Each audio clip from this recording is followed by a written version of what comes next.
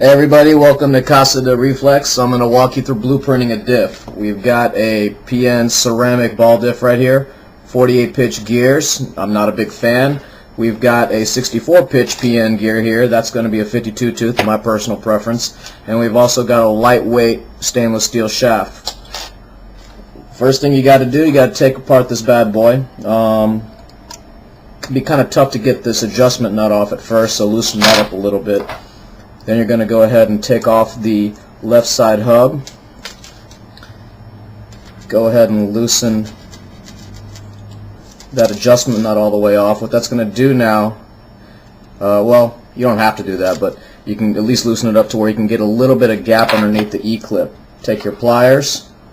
I like to put my thumb behind the E-clip so it doesn't shoot off into my chest or into oblivion at the pits. Just like that. A little quick pop. And your E-clip is off. Slide the whole diff assembly off of the shaft. Trying to keep it all together, that way the diff balls don't go flying everywhere. I'm going to put that down, take the O-ring off. Now the next step we got to do is got to get this little drive pin into the new shaft. Take your pliers gently and press on the edge. These guys come out easier than others. Sometimes they also go in a little bit easier one way or the other. And light little squeeze, don't want to scratch anything up too bad right there. And there you go. Lightweight shaft, drive pin in place. Now, most of these things don't come with Loctite. Good stuff here. Don't want your diff flying apart in the middle of a race. We're going to go ahead and put a drop of Loctite on the adjustment nut thread area. There we go. Go and smooth that out a little bit with your finger if you want to. Put the O-ring back on. Put the adjustment nut back on from the left side. It's not going to go back over that drive pin. Don't want to get it up too tight. You still got to leave yourself a little bit of slack to put that E-clip on. While you have the Loctite out, go ahead and Loctite the set screw on the left hub.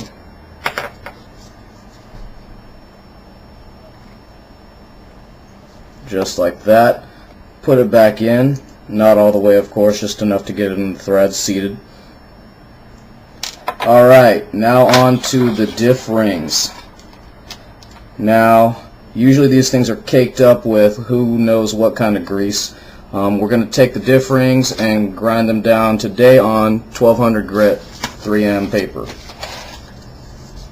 They're going to be pretty shiny and might have a little bit of a grain to them at first. Pretty nasty. You want to get all that off. You want to have a nice hazy finish. If I was being super anal about this, I put this on glass. I'm just doing it on a really flat table surface right now. You can wet sand this if you want to. I personally am not that picky. And just like that, it must have taken like 5 seconds. Diff ring's good to go. Let's go ahead and do the other side. Too much grease in there, getting it all sloppy. Yuck. I personally don't like building my diffs with a whole lot of grease. It tends to attract all sorts of crap from the track, whether it's RCP dust or dirt or dust or fuzz or whatever. I like to use the diff halves kind of as a place to hold the diff ring so I don't grind half of my finger away when I'm sanding. And just double check that side. Yeah, still a little bit of grain on that one. The grain comes from the machining process they use to make these diff rings. Not the best stuff in the world, but we can take care of that with about 5 to 10 seconds of elbow grease. There you go, good as new. And I'm going to put my cap back on my Loctite over here.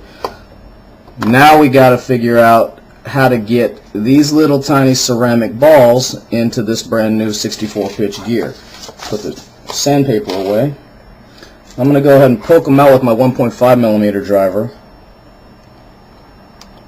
And they are just caked with grease, which again I'm not a big fan of. I tend to use an old 12 scale trick, especially for stock diffs. You're not going to be putting a whole lot of horsepower through these things. I run half of the balls. You want them evenly spaced out though. So the PN diffs come with 10 balls. I'm only going to use 5. And I'm also going to use some Team Kyosho ball diff grease. This stuff's some good stuff. It's very reminiscent of the old school Super Yokomo diff grease. Again, multi-purpose tool. Just get a little bit in there. Pick up a little bit on your wrench. Palm of your hand, just rub it around. You just want to coat the balls lightly. And then take that and put them into your new diff gear. Now you want to go ahead and space them out evenly. I did a pretty bad job of that. I got them all right in a row. So bear with me while I punch some of these out and put them in the right spot. Okay, those two come out, and then they go over here and over here. And then we're going to take our central support bearing and push it into the gear and center it up. Again, these tend to like to come in from the back side, the gear side, rather than the protection side. This little protective lip is designed to keep crap out of the diff. Honestly, I'm not a big fan of that. It tends to rub up against some wheels sometimes, especially if you run like some strange offsets. I like to knock that down a little bit. I got a little sanding stick right here. I should have done this before I put the balls in, but I'm being a little bit lazy right now and I don't want to do this over again. Just rotating as I go, taking a few passes at a time.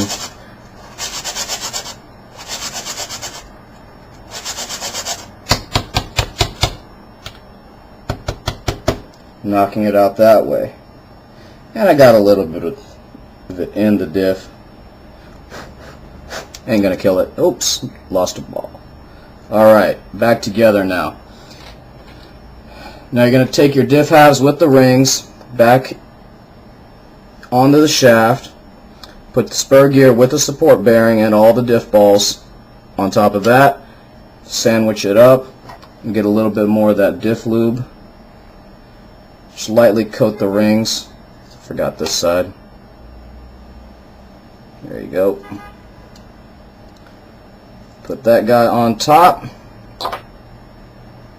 Make sure I got enough gap to get that E-clip back on.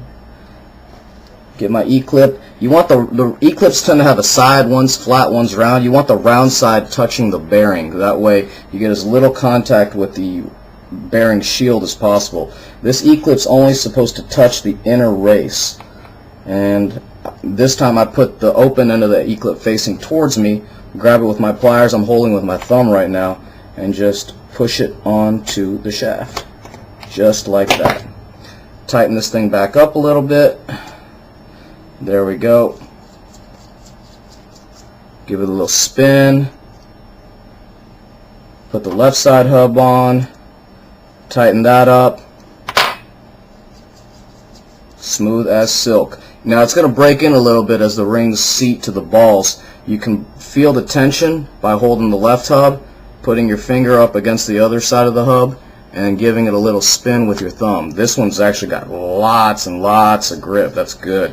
What that means is I can go ahead and back off the diff nut tension a little bit.